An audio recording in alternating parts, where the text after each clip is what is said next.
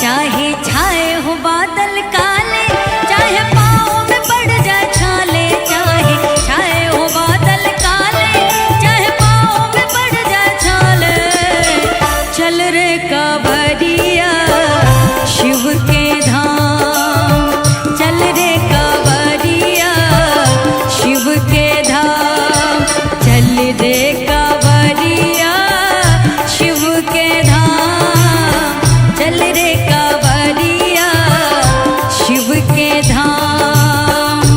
चाहे आग गगन से बरसे, चाहे पानी को मन तरसे, चाहे आग गगन से बरसे, चाहे पानी को मन तरसे, चल रे कांवरिया शिव के धाम, चल रे कांवरिया शिव के धाम, चल रे कांवरिया शिव के धाम, चल रे कांवरिया शिव के धाम।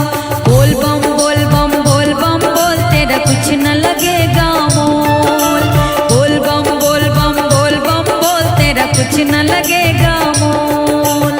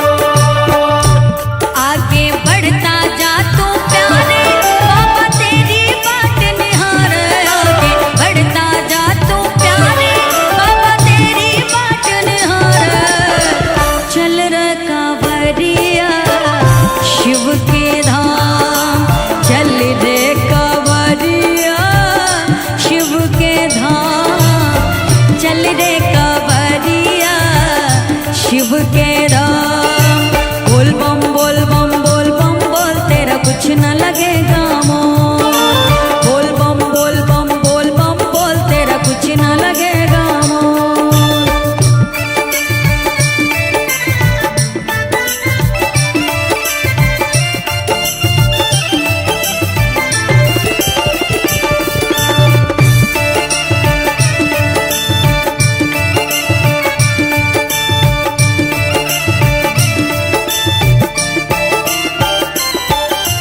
गंगा जी का पावन जल जो शिव को अर्पण करता, अश्वमेघ के यज्ञ बराबर उसको है फल मिलता।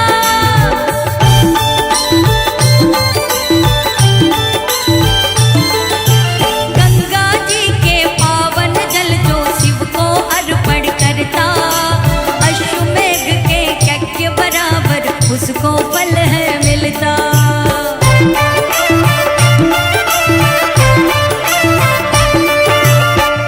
शिव है तीन लोक का दाता, शिव सिरजनहार विधाता। शिव है तीन लोक का दाता, शिव है सिरजनहार विधाता। चल रे कांवरिया शिव के धाम, चल रे कांवरिया शिव के धाम, चल रे कांवरिया शिव के धाम। बोल बम बोल बम बोल बम बोल तेरा कुछ न लगेगा मोल। बोल बम बोल बम बोल बम बोल तेरा कुछ न लगेगा मोल। चाहे छाए हो बादल काले, चाहे पाँव में पड़ जाए छाले। चाहे छाए हो बादल काले, चाहे पाँव में पड़ जाए छाले। चल रे कांवरिया शिव के धाम।